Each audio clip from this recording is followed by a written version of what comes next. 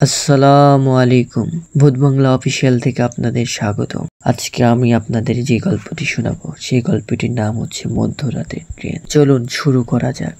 রাত যখন ঠিক 12টা, জনশূন্য স্টেশন, চারপাশ অন্ধকার আর নিস্তব্ধ। একজন যাত্রী একা দাঁড়িয়ে ছিল শেষ ট্রেনের অপেক্ষায়। হঠাৎ দূর থেকে শোনা গেল ট্রেনের হুইসেল। ট্রেনটা ধীরে ধীরে প্ল্যাটফর্মে ঢুকলো।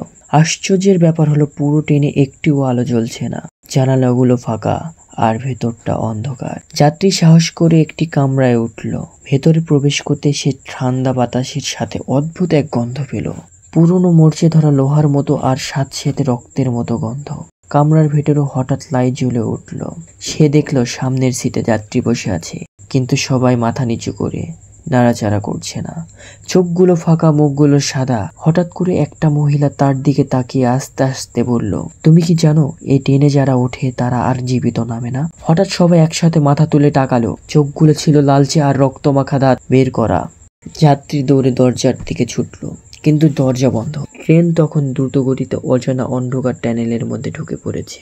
শেষ যে শব্দটা শোনা গেল সেটা ছিল যাত্রীর গলা ফাটানো চিৎকার। আর তারপর ট্রেনটা হঠাৎ করে মিলিয়ে গেল। মানুষ বলে মধ্যরাতে সেই স্টেশনে গেলে এখনো অদ্ভুত এক ট্রেন থামে।